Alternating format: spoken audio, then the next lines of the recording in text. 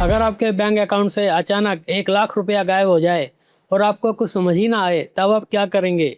अधिकतर लोग पैनिक हो जाते हैं और इसी पैनिक में वो गलतियां करते जाते हैं।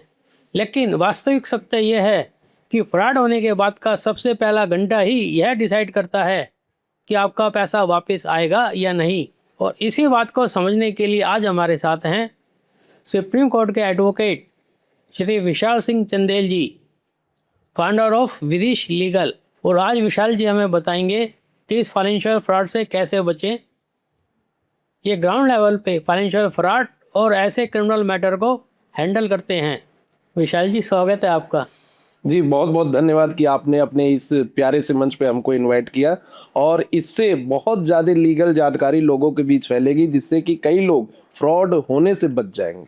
आपने एक शब्द का इस्तेमाल किया, इन परसुएशन, तो इस शब्द का मतलब सरल शब्दों में आप बताएंगे? जी, देखिए, आईपीसी की धारा 419 और नए बीएनएस की धारा 319 में इम्पर्सोनेशन शब्द को डिफाइन किया गया है। उसमें यह कहा जाता है कि एक व्यक्ति की आइडेंटिटी लेकर कोई दूसरा व्यक्ति अपने आप को यह प्रिज्यूम करा रहा है कि हम वही व्यक्ति हैं और इसके बाद चीटिंग करता है या फ्रॉड करता है, तो उसे इम्पर्सोनेशन कहा जाता है। अब इसको मैं एकदम सरल भाषा में डिफाइन कर रहा हूं उदाहरण के माध्यम से।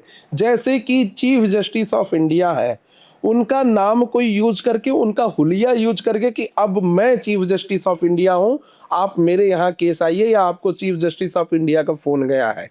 जैसे प्रधानमंत्री जी हैं, अब उनके हुलिया का कोई उपयोग करके किसी के साथ फ्रॉड करे कि मैं भारत का प्रधानमंत्री श्री नरेंद्र मोदी जी हूं और मैं आपको ये टेंडर दिलवाऊंगा, या फिर ऐसा कोई बड़ा उनको लोक लुभावन चीजें कि आपको आईएएस बना दूंगा, आईपीएस बना दूंगा, डॉक्टर बना दूंगा, क्योंकि मैं ही देश का प्रधानमंत्री हूं तो मैं कुछ कर सकता हूं। उनका उपयोग करके किसी के साथ चीटिंग करना, फ्रॉड करना, इसको इम्पर्सोनेशन कहते हैं। किसी का रंग यूज करके, किसी का हुलिया यूज करके, किसी का नाम यूज करके, किसी की आइडेंटिटी यूज करके अगर आप किसी के साथ फ्रॉड या चीटिंग करते हैं तो उसे इम्पर्सोनेशन कहा जाता है। जैसे हमने कुत्ते को शेर की खाल उड़ा दी तो वो इम्पर्सोनेशन हो गया, लोग समझे कि भी शेर आ गया, शेर आ गया। जी, बहुत अच्छी बात, बहुत इंटरेस्टिंग है। नई नई जानकारियां मिल रही है, दिमाग मतलब ओपन हो रहा है। जी, जी। विशाल जी, हमारा सिस्टम क्या इतना मजबूत है, जुडिशियल सिस्टम, कि लोगों को जस्टिस मिल पाए इस फ्रॉड के केसेस में? जी, देखिए, मैं मानता हूं कि भारत की न्याय व्यवस्था बहुत ही सुदृढ़ न्याय व्यवस्था है और अगर इसमें जो विक्टिम है वो सही तरीके से लड़ाई लड़े तो उसे न्याय सुनिश्चित तौर पर मिलेगा, इसमें कोई दो राय नहीं है। कई बार हम शुरू से ही ऐसे कुछ चीज़ें कर देते हैं जिसकी वजह से हमें न्याय मिलने में देरी हो जाती है, जो कि जिसमें से कई बार होता है कि हम किसी को पैसा दे रहे हैं कि हमें जल्दी न्याय मिल जाए, हम प्रोसेस को न फॉलो करके बिना प्रोसेस के आगे बढ़ जा रहे हैं। जैसे जो बड़े लोग होते हैं वो डायरेक्ट हाई कोर्ट में केस फाइल कर देते हैं, डायरेक्ट सुप्रीम कोर्ट में केस फाइल कर देते हैं। वो शुरुआती तौर पर जो मजिस्ट्रेट के पास जाना चाहिए, एफआईआर करना चाहिए, वो नहीं करते हैं। तो जब हम सिस्टम को फॉलो करेंगे, प्रोसेस को फॉलो करेंगे, तो भारत के अंदर न्याय जरूर मिलेगा। जब हम सिस्टम को ओवरलैप करना चाहेंगे, जब हम सिस्टम को दरकिनार करके सोचेंगे कि कोई मंत्री फोन कर दे, कोई विधायक फोन कर दे, कोई सब इंस्पेक्टर या आईएएस आईपीएस फोन कर दे, हमारा केस सॉल्व हो जाए, तब न्याय मिलने में आपको देरी होगी और न्याय सही तरीके से आपको नहीं मिलेगा। यानी मेरे साथ मुझे कोई दिक्कत है, कंप्लेंट करनी है, तो सीधा प्रोसेस पुलिस के पास जाओ, फिर लोअर कोर्ट, फिर अपर हाई कोर्ट जाओ, फिर सुप्रीम कोर्ट। ना ये सीधा सुप्रीम कोर्ट, हाई कोर्ट जाने की जरूरत नहीं। मैं सबको यही सलाह दूंगा कि किसी भी, सिर्फ फ्रॉड के केस में नहीं, किसी भी केस में आप प्रोसेस को फॉलो करिए, प्रोसेस को ओवरलैप करने की कोशिश ना करें। आप अपने न्यायिक व्यवस्था में भरोसा रखें और न्यायिक व्यवस्था में जब आपको भरोसा रहेगा तो न्याय आपको जरूर मिलेगा। अगर आप चाहेंगे कि किसी को हम पैसा खिलाकर न्याय पा जाए या हम हाई कोर्ट और सुप्रीम कोर्ट डायरेक्ट अप्रोच करके न्याय पा जाए, तो न्याय मिलना आपको मुश्किल है। फ्रॉड के केस में कभी जस्टिस मिला भी है, या कोई ऐसा केस आप बता सकते हैं जिसमें जस्टिस मिला? जी, ऐसा अभी रिसेंटली एक केस हम लोगों ने सुप्रीम कोर्ट से डिसाइड करवाया है। उस केस में एक महिला जो कि 60 साल की थी, अपने बच्ची के पूरे एजुकेशन के लिए और बच्ची के ही आगे चलकर शादी करने के लिए उन्होंने काफ़ी सारे पैसे एकत्रित किए थे। वो टीचर भी हैं, शिक्षक भी हैं, और उस पैसे का उनके साथ फ्रॉड इस नाम से हो गया क्योंकि उनके बच्ची को बताया गया कि किसी ने किडनैप कर लिया है और अगर पैसा तुरंत नहीं मिला तो उनकी बच्ची को जान से मार देंगे। तो इंस्टेंटली वो बैंक जाकर 60 लाख रुपए उनको ट्रांसफर कर दिए, जो फ्रॉडलेंट उनके साथ कर रहा था, फ्रॉड जो था। और 60 लाख रुपए ट्रांसफर करने के बाद पता चला कि वो बच्ची अपने कॉलेज में, स्कूल में अभी पढ़ाई कर रही है, वो कहीं उसके साथ कोई मारपीट नहीं हो, वो कहीं नहीं गई है। वो शिक्षिका होकर भी पहले ये आइडेंटिफाई नहीं कर पाई कि मेरी बच्ची, पहले उस स्कूल में फोन करूं कि है कि नहीं है। और उनका केस हाई कोर्ट में चला तो हाई कोर्ट में उन्हें 50 लाख रुपए तक मिल गए थे, अभी भी 10 लाख रुपए उनको बाकी था। जबकि जब वो सुप्रीम कोर्ट में आई तो ऑनरेबल सुप्रीम कोर्ट ने साफ कर दिया कि 60 लाख रुपए तो मिलेंगे ही मिलेंगे। इसके बाद जो उन्होंने सफर किया है इतना, उसके लिए भी 20 लाख रुपए अलग से सुप्रीम कोर्ट ने एक्यूज्ड के ऊपर बाउंड किया कि आपको ये भी देना पड़ेगा। क्योंकि जब ऑनरेबल सुप्रीम कोर्ट या हाई कोर्ट मैटर को डिसाइड करता है तो जो भी विक्टिम होते हैं उनके लीगल एक्सपेंसेस को भी ध्यान में देता है, मानसिक उत्पीड़न और मानसिक पीड़ा जो हुई है उसको भी ध्यान में देता है, और इन सब चीजों की वजह से उनके इकोनॉमिक डिफॉल्ट जो हुए हैं उसको भी ध्यान देता है। तो माननीय न्यायालय ने शुरुआत में तो 1 करोड़ रुपए देने के लिए कहा था, लेकिन जब उनके एक्यूज की तरफ से वकील बोले कि इतना ये नहीं दे पाएगा तो माननीय न्यायालय ने 80 लाख रुपए देने के लिए कहा। तो न्याय अंततः उन्हें मिल गया और वो अपनी बच्ची की शादी भी की और काफी खुशी मन से न्याय पर भरोसा रखते हुए माननीय सुप्रीम कोर्ट का आभार जताते हुए वो वहां से गई। तो न्याय जरूर मिलता है। और एक केस मैं बताना चाहता हूं जिसमें न्याय नहीं मिल पाया।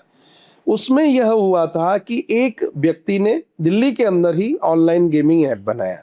जो मेन एक्यूज था वो इन सब चीजों से बाहर था। उन्होंने 7 लोगों को अपॉइंट किया और 7 को अपॉइंट करने के बाद उन्हीं 7 के अकाउंट में पैसे मंगवाता था, उन्हीं 7 से फोन करवाता था, उन्हीं 7 से क्लाइंट से मिलने के लिए भी भेजता था।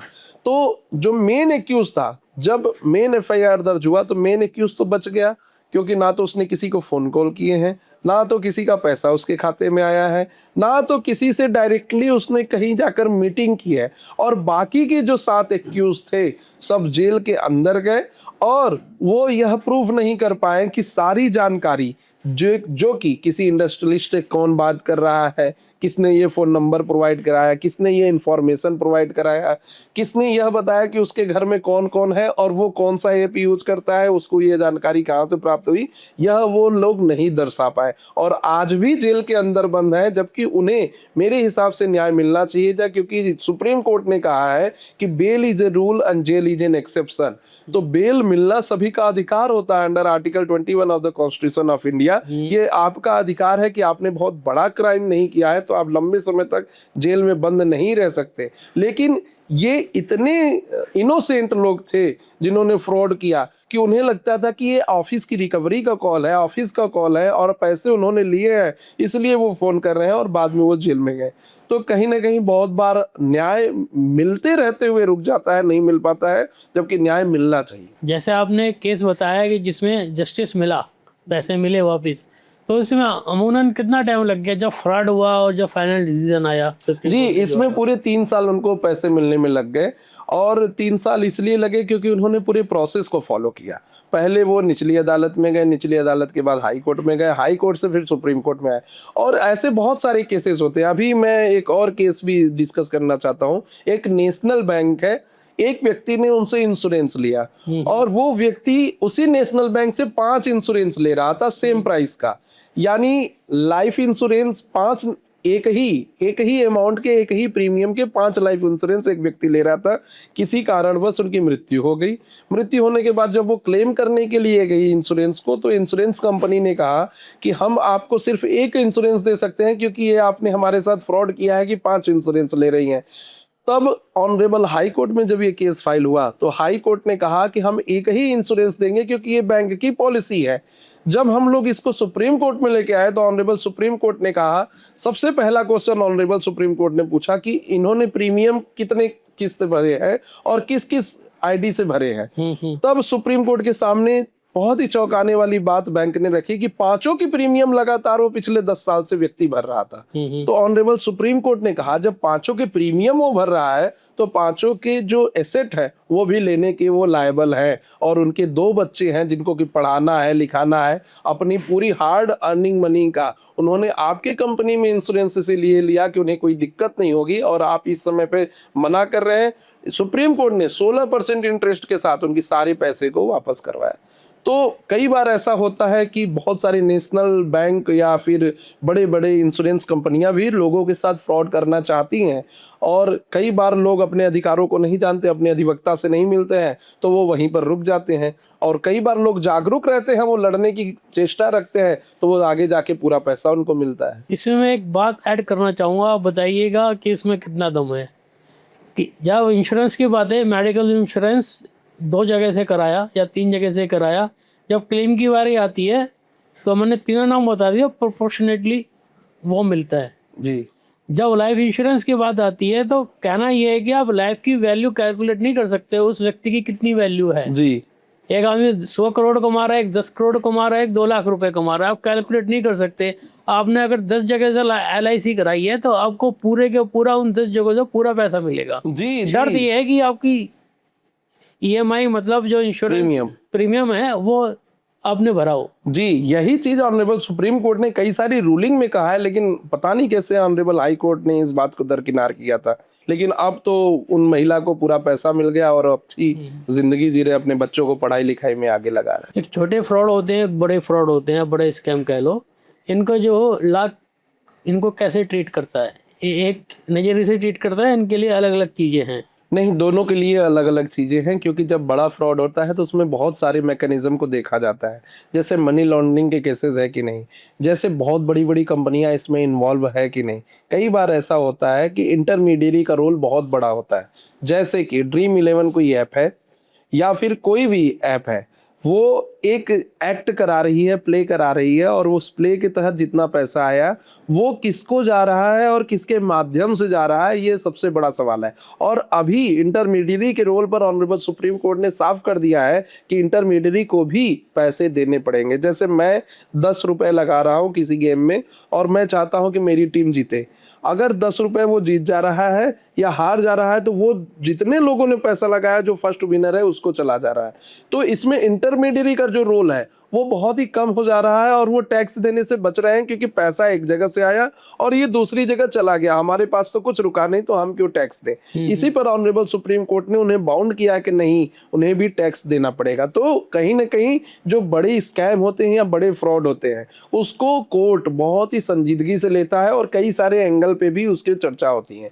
गेमिंग ऐप जो है जिसमें फ्रॉड की ज्यादा संभावना थी, एक्सबेट या फिर बहुत सारे ऐसे गेमिंग ऐप है, उसमें कई बार कोर्ट यह भी देखता है कि कहीं ऐसा तो नहीं कि चाइना से या पाकिस्तान से या फिर जॉर्ज सोरेस जो एक संस्था चलाते हैं अमेरिका से, कि ऐसे देश में पैसा देकर देश की आंतरिक स्थिति में बड़े बदलाव कराना चाहते हैं, GNG प्रोटेस्ट कराना चाहते हैं, तो क्या वो चीजें भी इन्वॉल्व हैं। इस लेवल पर भी वो इन्वेस्टिगेशन चलता है। जबकि जो छोटे फ्रॉड होते हैं, जो 5,000 10,000 या कभी कभी आप देखेंगे तो 50 पैसे का भी फ्रॉड होता है, और वो 50 पैसे का फ्रॉड ज़्यादातर जो होता है वो आपकी जो मोबाइल की कंपनी है वो करते हैं। वो कहते हैं कि हम आपको ये इन्फॉर्मेशन देंगे या हमारे कस्टमर केयर से बात करने के लिए आपको इतना चार्ज देना पड़ेगा। तो ये भी कहीं ना कहीं ट्राई के रूल के अगेंस्ट आता है, और इसके लिए भी कई बार ये फ्रॉड होते हैं जो उसके लिए भी कोर्ट देखती है। कई बार नेशनल बैंक या रीजनल बैंक ऐसा करते हैं कि आपके खाते से 30 पैसे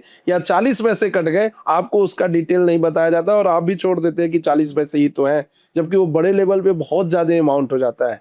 तो कहीं ना कहीं जो छोटे फ्रॉड है और जो बड़े फ्रॉड है अलग तरीके से ट्रीट होते हैं, अलग एंगल से देखे जाते हैं, और जिनका नेचर होता है वो सेम नेचर होता है, क्योंकि ये टुवर्ड्स जस्टिस होते हैं, न्याय की तरफ ले जाने के लिए एक कदम होता है, न्याय मिलना चाहिए। अभी मैं एक बहुत बड़ा स्कैम बताऊंगा जो ऑनरेबल सुप्रीम कोर्ट में चल भी रहा है और हम लोग भी उसमें रिप्रेजेंट कर रहे हैं। सहारा नाम की एक कंपनी थी, बहुत सारे लोगों ने उसमें इन्वेस्ट किया, और कई लोग इन्वेस्ट किए उसमें, इंश्योरेंस के तौर पे भी इन्वेस्ट किया, अपनी नौकरी भी इन्वेस्ट की। बाद में वो कंपनी पूरी तरीके से अलग से घोषित हो गई और उसमें ऑनरेबल सुप्रीम कोर्ट ने एक निर्णय दिया कि अब इस कंपनी के एसेट्स को बेचकर जिसके जिसके पैसे लगे हैं उसके पैसे को लौटाया जाए।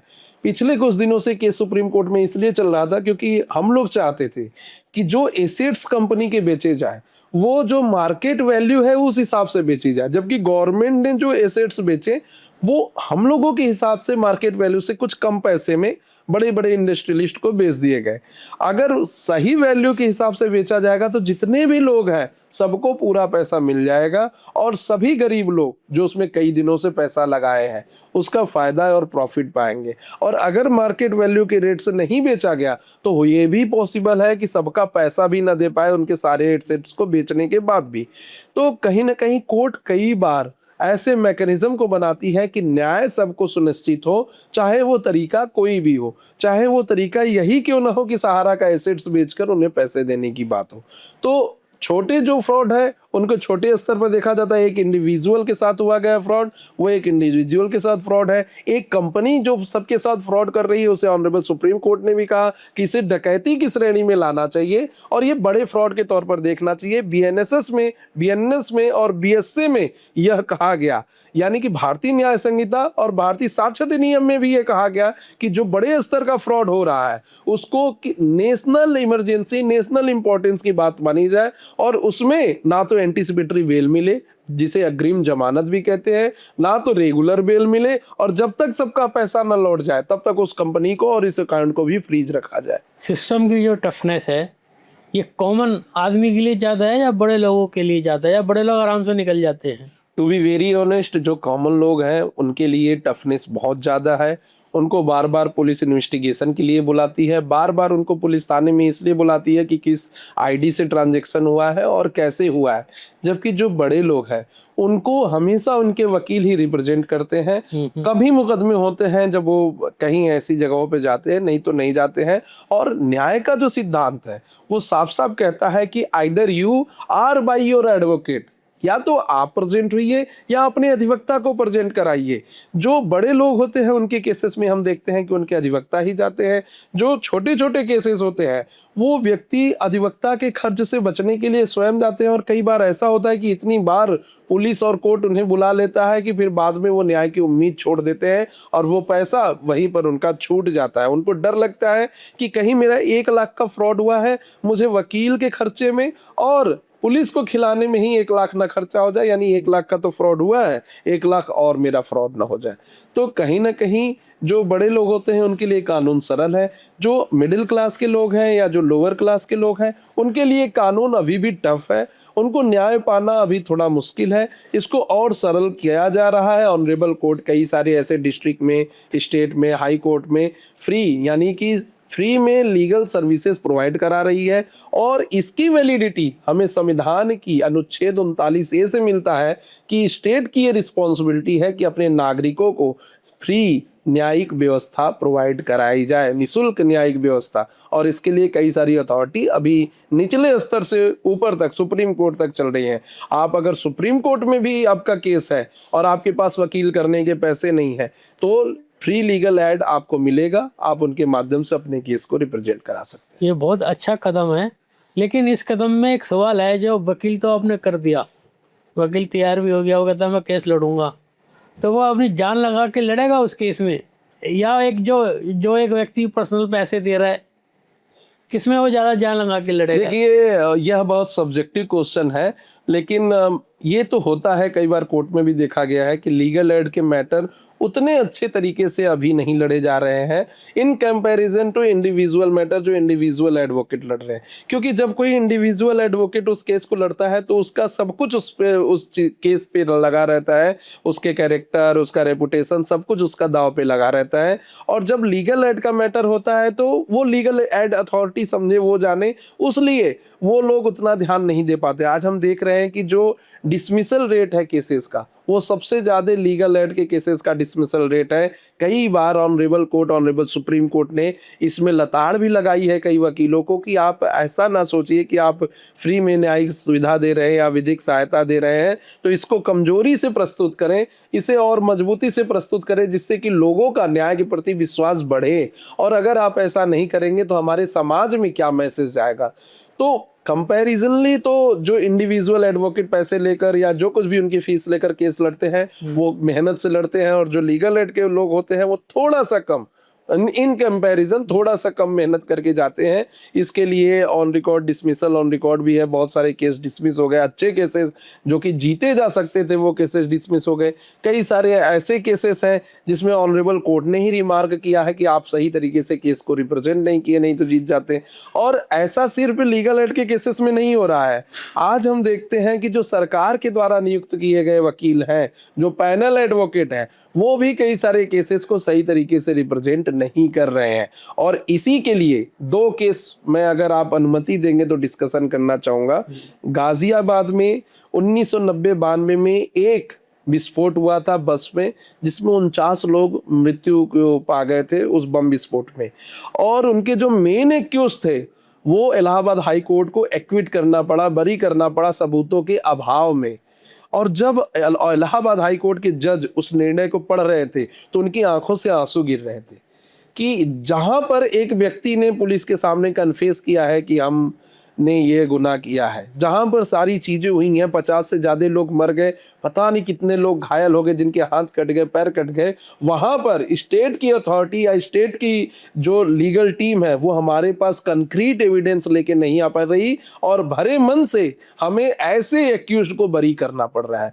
दूसरा केस नोएडा के अंदर ही है, निठारी कांड, जिसमें एक व्यक्ति कई सारी छोटी छोटी बच्चियों के साथ रेप भी करते हैं, उन्हें काटते हैं, मारते हैं, और उसके बाद उनको पका के खा भी जाते हैं। और ऐसा करने के बाद भी ऑनरेबल हाई कोर्ट से सबूतों के अभाव में छूट जाते हैं, और honourable supreme court high court के जजमेंट को अपहेल्ड कर देता है सबूतों के अभाव में। तो कई बार ऐसे जजमेंट जब सबूतों के अभाव में या फिर सरकारी जो वकील अपॉइंट होते हैं, पैनल एडवोकेट, उनके काम को सही तरीके से न करने के अभाव में छूट जाते हैं, तो इसका इंप्रेशन सरकार पर, समाज पर और देश पर बुरा जाता है। और ऐसे अगर लोग जेल से बाहर हो गए तो समाज सुरक्षित नहीं रहेगा। और हमारा न्यायिक सिद्धांत ही यह कहता है कि हमें समाज को सुरक्षित रखना है, और सुरक्षित रखने के लिए ऐसे एक्यूज को जेल में होना बहुत जरूरी है, जो कि समाज के लिए एक उदाहरण पेश हो कि अगर आप कोई भी ऐसा काम करेंगे तो इसके लिए आपको जेल का ही दरवाजा है, आप बाहर नहीं निकल सकते। ये आपने बात बताई, बहुत ही खराब बात थी कि जो वो बच गए, तो उसको गवर्नमेंट उनके ऊपर बाद में एक्शन ले सकता कोर्ट या गवर्नमेंट, भैया तुमने काम क्यों नहीं किया, लापरवाही क्यों की, उन पुलिस वालों के ऊपर और लीगल टीम के ऊपर। जी, बहुत बार एक्शन लेते हैं, बहुत बार लोग बर्खास्त हो जाते हैं। अब जो 1992 से केस चल रहा है, अभी 2026 में हम बैठे हैं, 34 साल हो गया, उस समय की जो पुलिस होगी अभी रिटायर हो चुके होंगे, हम किसके खिलाफ एक्शन लेंगे? वो अगर सही से काम करें, पुलिस को सही से ट्रेन किया जाए कि आप एक पर्टिकुलर टीम बनाइए कि ये कोर्ट को असिस्ट करेंगे, और उन टीम को आप वेल ट्रेन कीजिए एडवोकेट के माध्यम से कि कैसे एविडेंस आपको कोर्ट में लेके आने हैं, किस तरीके का एविडेंस कोर्ट में एडमिसिबल है और कौन से एविडेंस नहीं एडमिसिबल है। तब वो सही तरीके से पूरी तैयारी कर कर केस लेकर आएंगे कोर्ट में, और उसको डिफेंस का लॉयर बचा नहीं सकता।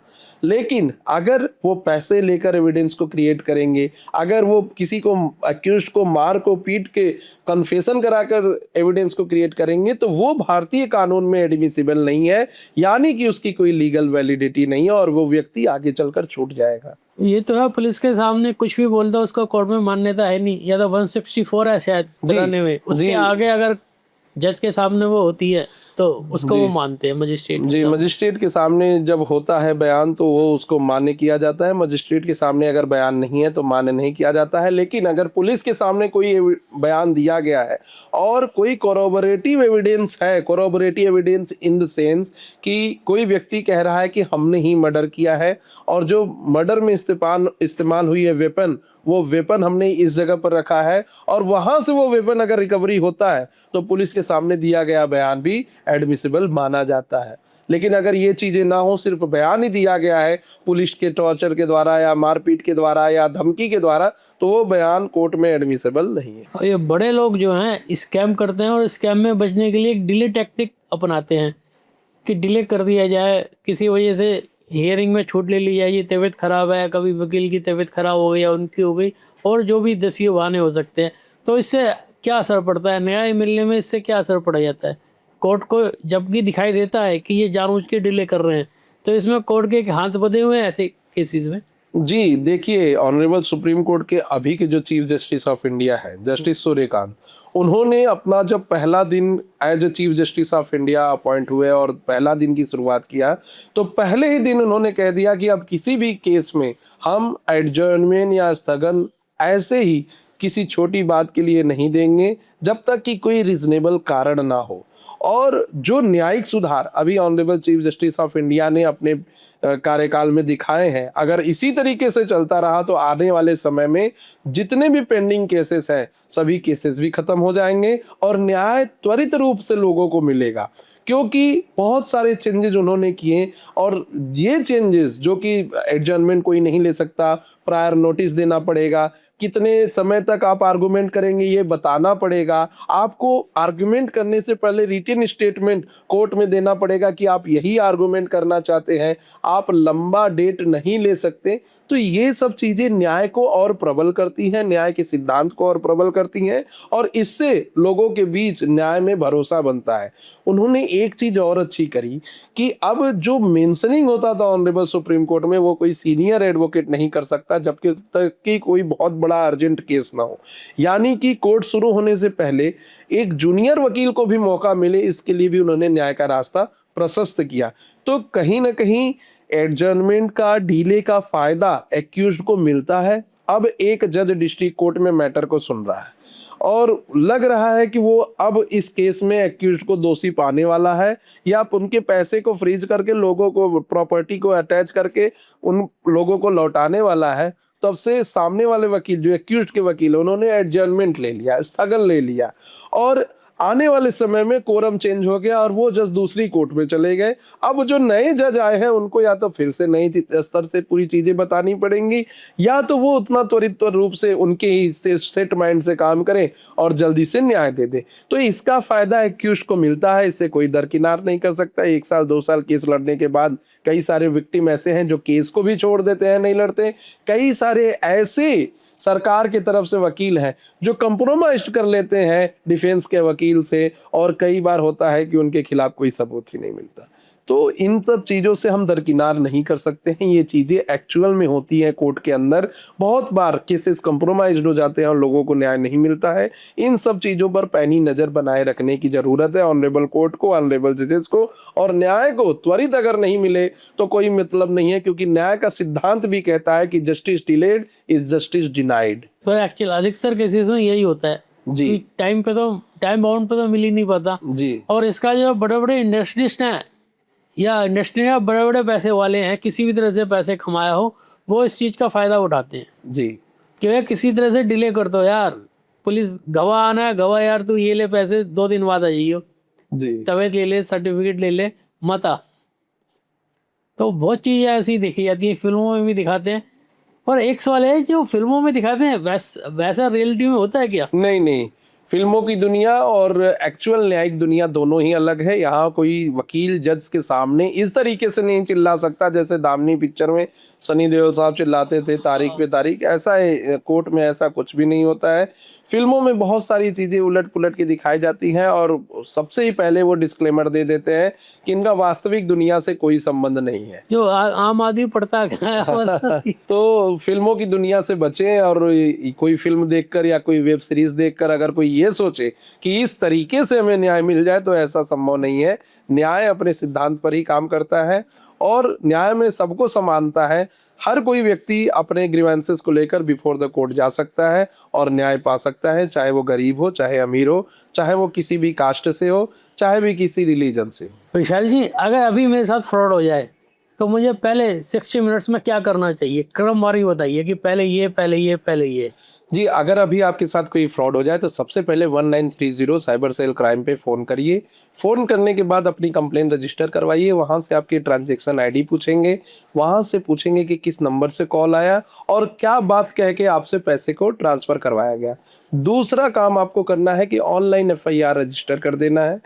EFIR नए BNSS एक्ट में स्टैच्यूटरी प्रोविजन रखते हैं, तो ऑनलाइन आप FIR दर्ज कर सकते हैं। तीसरी चीज जो आपको करनी है, आप अपने नियरेस्ट पुलिस स्टेशन में जाएं, वहां पर GD एंट्री करवाएं, FIR करवाएं, जनरल डायरी एंट्री होती है, कंप्लेन दीजिए और कंप्लेन देने के बाद वो रजिस्टर कर एक इन्वेस्टिगेशन ऑफिसर को नियुक्त करेंगे और वो आपके केस को पूरा डिस्कशन करेंगे। चौथा काम जो सबसे जरूरी है आपको करना, कि अपने बैंक में आप एक कंप्लेन दीजिए और कंप्लेन लिखकर उनको ये सबमिट कराकर एक रिसीविंग कॉपी अपने पास भी रख लीजिए। ये बहुत ही जरूरी है। प्रथम 1 घंटे में अगर आपने ऐसा कर दिया तो 90 to 95% चांसेस बन जाते हैं कि आपके पैसे रिकवर हो जाएंगे। जिसके खाते में पैसे गए हैं वो फ्रीज हो जाएगा और वो एक्यूज्ड पकड़ा भी जाएगा। तो पहले आपको यही करना है। आम आदमी ऐसी कौन सी गलती करता है जिससे उसकी जो फाइनेंशियल फ्रॉड हुआ है उसकी रिकवरी रुक जाती है? सबसे बड़ी गलती जो लोग यह सोचते हैं कि हम अपने परिवार वालों से अगर यह बात बताएंगे तो परिवार के लोग नाराज हो जाएंगे, या तो मेरा रेपुटेशन खराब हो जाएगा, या तो किसी लालचवश वो किसी को पैसा ट्रांसफर कर दिए हैं। यह सबसे बड़ी गलती होती है कि उनका पैसा रुक जाता है। और आपको क्या नहीं करना है, तो कभी भी कॉन्सिक्वेंट ट्रांसफर मत कीजिए। अगर आपसे 10,000 रुपए किसी ने ले लिया, 1 लाख ले लिया, तो आप उस 1 लाख को पाने के लिए फिर से 10-20 हजार या 50,000 मत दीजिए, क्योंकि वो पैसे आने वाले नहीं है। आप अगर गलती को दोहराते जाएंगे, क्रम और चैन को बनाते जाएंगे, तो आगे चलकर इसका खामियाजा आपको भुगतना पड़ेगा। फैमिली मेंबर्स में फाइनेंशियल फ्रॉड को लेकर अवेयरनेस बढ़ाने के लिए उन्हें क्या बातें बताएं? कई सारी बैंकों ने अपने गाइडलाइन इशू किया है, कई सारा गवर्नमेंट के द्वारा एडवर्टाइजमेंट चलाया जा रहा है, और फैमिली में जो भी जिम्मेदार व्यक्ति है एक चीज सबको अवेयर करा दे कि अगर किसी के द्वारा यह कहा जा रहा है कि आप अपना OTP तुरंत दे दीजिए, हम आपका वेरिफिकेशन करना चाहते हैं, या आपका बच्चा यहाँ पे फंस गया है, एक्सीडेंट हो गया है, आप इसको ब्लड की तुरंत आवश्यकता है, हॉस्पिटल की तुरंत आवश्यकता है, आप पैसा भेज दीजिए, तो सबसे पहले आपको काम करना है कि उस चीज को वेरीफाई करना है कि आपका पारिवारिक सदस्य सच में एक्सीडेंट हुआ है कि नहीं, सच में वो हॉस्पिटल गया है कि नहीं, सच में इस OTP का जरूरत बैंक को है कि नहीं। यह वेरीफाई करने के बाद ही आप नेक्स्ट स्टेप उठाएं, क्योंकि हमेशा बैंक के द्वारा कहा जाता है कि हम आपको किसी भी प्रकार से ऑनलाइन OTP नहीं मांगते हैं। अगर बैंक OTP नहीं मांगता है तो ऐसे लोग जो आपका OTP मांगकर वेरीफाई कर रहे हैं अकाउंट, वो कहीं से भी सही नहीं हो सकते हैं और उनको अपना डिटेल नहीं देना चाहिए। कई बार ये होता है, फोन आता है कि आपका अकाउंट फ्रीज हो गया है, आप हमें अपना अकाउंट नंबर बताइए, हम उसको एक्टिवेट कर देंगे। आपका क्यों पूछते हैं, क्यों बताएं? कहते हैं हम कंफर्म करना चाहते हैं कि वही अकाउंट नंबर है। उसके बाद आपका OTP आएगा, आप हमें OTP बता दीजिए, आपका अकाउंट अनफ्रीज हो जाएगा। ऐसे केस में वो क्या करे? देखिए, मैं सबसे बड़ी बात आप सभी लोगों को बताना चाहता हूं कि ऐसा कोई भी फोन जिसमें त्वरित कोई काम करने के लिए बोला जा रहा है, जैसे तुरंत OTP भेज दीजिए, या तुरंत हम आपका EKYC करा देंगे, या तुरंत हम आपको इस लिंक से जुड़वा देंगे, तुरंत आपको पैसे मिल जाएंगे, तुरंत आपके पैसे दुगने हो जाएंगे, तो जहां भी चीजों को तुरंत या फास्टेस्ट करने की बात आ रही है, आप समझ जाइए कि आपके साथ फ्रॉड होने की संभावना प्रबल है। और ऐसे तमाम फोन कॉल को आपको कट कर देना चाहिए। अगर ऐसा कुछ बात भी है जैसे EKYC कराना है, तो आप अपने नियरेस्ट ब्रांच में संपर्क कीजिए और वहां से मैन्युअली आप अपने EKYC को या KYC को करवा सकते हैं, उनसे इंफॉर्मेशन ले सकते हैं। आज हमारे पास जब भी हम बैंक को फोन करते हैं तो सबसे पहले यही कॉलर टून आता है कि बैंक किसी भी प्रकार से आपकी OTP की इच्छा नहीं रखता। अगर कोई मांग रहा है तो उसे OTP ना दें। यह बात अपने पारिवारिक जनों को अवश्य बताएं। घर का जो बड़ा है, जिम्मेदार है, सबको अवेयर कराएं। और एक चीज, जो लोग सेम से बचना चाहते हैं, जो लोग शर्म आता है लोगों को कि अरे मेरा फोटो वायरल हो जाएगा, मेरा वीडियो वायरल हो जाएगा, या मैं इस रेस्टोरेंट में खाना खाने गया था वहां से मेरी न्यूड फोटो वायरल करने की धमकी दे रही है, ऐसा आपको नहीं करना है। बड़ी बड़ी सेलिब्रिटी हैं जिनका डीप फेक अकाउंट बनाकर उनको गलत तरीके से दिखाया जा रहा है। जब वो पैसे नहीं ट्रांसफर कर रहे हैं तो आप इन सब चक्करों में नहीं पड़ना चाहिए। क्यों पड़ रहे हैं? इसका मतलब ये है कि कोई अगर आपकी पर्सनल डिटेल मांगे तो एकदम रेड फ्लैग कर देंगे, अब हमें कुछ नहीं बताना, कोई पर्सनल डेट ऑफ बर्थ कुछ नहीं बतानी उसको जी। अपना account number, date of birth, OTP तो एकदम भैया तो जा राम राम हम कर देंगे। जी ठीक है, बहुत खूब, बहुत आपने जोरदार तरीके से बातें बताई। जी अब मुझे भी हिम्मत आ रही है क्या मैं औरों को बताऊँ ये चीजें। जी जी गवर्नमेंट ने नए क्रिमिनल एक्ट ला दिए, पुरानों को खत्म कर दिया है। ये एप्लीकेबल भी हो गए हैं अब। जी। तो इन नए कानूनों से सिटीजन मजबूत हुआ है या सिस्टम मजबूत हुआ है ज़्यादा? देखिए, ये कानून जो लाए गए हैं वो सिटीजन और सिस्टम दोनों के लिए लाए गए हैं, और सबसे ज़्यादा प्रभावी ढंग से ये सिटीजन के ऊपर ही लागू होता है, क्योंकि एक नागरिक समय पर न्याय पा सके, इसकी सुनिश्चितता इस नए क्रिमिनल कानून में की गई है। दूसरा बात, मैं आपके एक सवाल का जवाब दे दूं, तो जो नए कानून है उसमें फ्रॉड को अच्छी तरीके से डिफाइन किया गया है, चीटिंग को अच्छे तरीके से डिफाइन किया गया है, ऑनलाइन फ्रॉड, ऑनलाइन गेमिंग, इन सारी चीज़ों को एक तरीके से डिफाइन कर दिया गया है।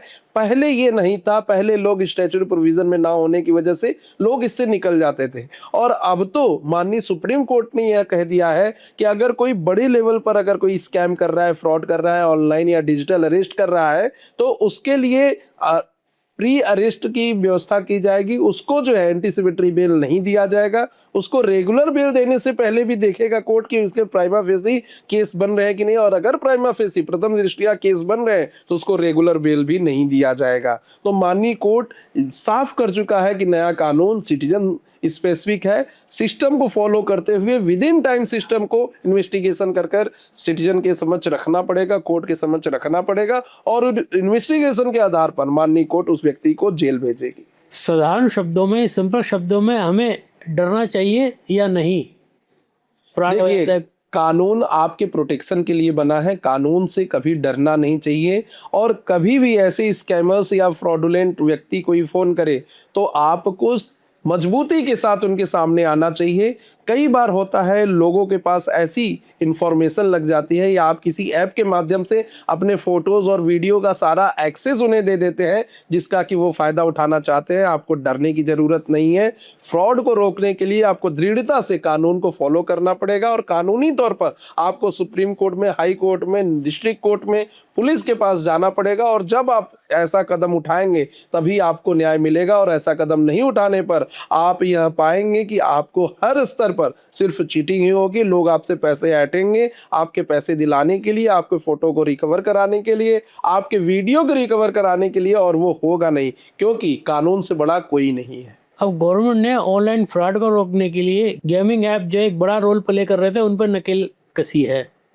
अब एक और ऐप है ट्रेडिंग के, स्टॉक मार्केट की ट्रेडिंग, शेयर खरीदो बेचो, तो इनमें भी कोई ऐसी चीज पाई गई है कि इनमें भी फ्रॉड होता है या ये जेन्युइन है? जी देखिए, जो ऑनलाइन दिखता है कि आप ट्रेडिंग में इन्वेस्ट करिए और दुगना प्रॉफिट पाइए या 4 गुना प्रॉफिट पाइए, ऐसी चीजों से लोगों को सावधान होना चाहिए। जो लोग ट्रेडिंग को जानते हो, सेंसेक्स के बारे में जानते हो, निफ्टी के बारे में जानते हो, वही पैसा इन्वेस्ट करें। कई सारे ऐसे बिचौलिए बीच में पड़े हैं जो कहते हैं कि आप हमें अपना पैसा दीजिए, हम सही जगह पर इन्वेस्ट करेंगे और आपको 2 गुना या 4 गुना फायदा देंगे, उसका कुछ परसेंटेज हम रखेंगे। इन सब चीजों से बचिए। अगर आपको गेम के बारे में, सेंसेक्स के बारे में, निफ्टी के बारे में, शेयर मार्केट के बारे में पूरी जानकारी है या थोड़ी बहुत भी जानकारी रखते हैं, तभी आप अपने पैसे को इन्वेस्ट कीजिए। एकाएक आप अमीर बनना चाहेंगे, करोड़पति बनना चाहेंगे, तो आपको घाटा ही होगा। आपको अगर कोई लक्ष्य अचीव करना है तो स्टेप बाय स्टेप करें। विशाल जी, अब हम रैपिड फायर राउंड में हैं। इसमें मैं आपसे फुल एनर्जी से सवाल पूछूंगा और आपको उसी एनर्जी से जवाब देना है, और एक शब्द में, बिना सोचे, जब मैं सवाल पूछा, जो भी पहला जवाब आपके दिमाग में है, शब्द दिमाग में है, वो आपको बोलना है तुरंत। जी। पुलिस से डरना चाहिए या उसको समझना चाहिए? समझना चाहिए। लॉ स्ट्रॉन्ग है या इम्प्लीमेंटेशन वीक? लॉ स्ट्रॉन्ग है। कोर्ट स्लो है या प्रोसेस कॉम्प्लेक्स है? प्रोसेस कॉम्प्लेक्स है। कॉमन आदमी सेफ है या वल्नरेबल है? कॉमन आदमी सेफ है। फ्रॉड बढ़ रहा है या अवेयरनेस? फ्रॉड बढ़ रहा है। लॉ जरूरी है या इसका इम्प्लीमेंटेशन? लॉ जरूरी है। सिस्टम फेयर है या बाइस्ड है? सिस्टम फेयर है। फियर ज्यादा है या नॉलेज कम है? फियर ज्यादा है। डिजिटल फ्रॉड कंट्रोलेबल है? जी, कंट्रोलेबल है। One advice for every Indian citizen? कभी भी लालच के चक्कर में ना पड़े या किसी डर के चक्कर में ना रहें। आपको अगर करोड़पति भी बनना है तो आप एक स्टेप को फॉलो करिए और स्टेप वाइज आप चलिए। जरूर ही आप अपने जीवन में जितनी भी ऊंचाइयां चाहते हैं वो जरूर छू लेंगे। अगर आप सोचेंगे कि हम रातों रात अमीर बन जाए तो आपको ऐसा भी सिचुएशन झेलना पड़ सकता है कि आपके घर में खाने की रोटी ना हो। तो सिस्टम को फॉलो करिए, स्टेप बाय स्टेप चलिए। कोई भी बड़ा आदमी बना है तो वो मेहनत करके बना है, ना कि दूसरे के पैसे को फ्रॉड करके बना है। तो फ्रॉड में बचे, फ्रॉड से बचे, फ्रॉड दूसरों के साथ भी ना करें और अपने साथ भी ना होने दे। विशाल जी, आज आप अपना कीमती समय निकाल के यहाँ आए और बहुत ही वैल्यूएबल माइंड ब्लोइंग बातें आपने बताई, जिससे लोगों में अवेयरनेस बढ़ी और मेरी भी अवेयरनेस बढ़ी है। इसके लिए आपको बहुत बहुत धन्यवाद। जी धन्यवाद। आज की बातचीत में शायद आपने कुछ ऐसे फाइंड नोटिस किए होंगे जिसके बारे में आप पहले क्लियर नहीं थे। कभी कभी अवेयरनेस ही सबसे बड़ी प्रोटेक्शन बन जाती है, क्योंकि जब कभी भी आपके पास कोई अननोन नंबर से कॉल आए या कोई आप पे प्रेशर क्रिएट करे तो घबराए नहीं, थोड़ा रुकें, सोचें और सही डिसीजन लें। दोस्तों, आपको आज का पॉडकास्ट कैसा लगा ये कमेंट सेक्शन में लिख के ज़रूर बताइए। और हाँ, वीडियो को शेयर करना ना भूलें, क्योंकि आपका एक शेयर किसी को बहुत बड़ी मुसीबत से बचा सकता है, उसको फ्रॉड में पड़ने से बचा सकता है। अब फिर मिलते हैं एक अगले ज़बरदस्त इंसाइटफुल पॉडकास्ट में। तब तक के लिए राम राम, जय Hind, let the insights speak.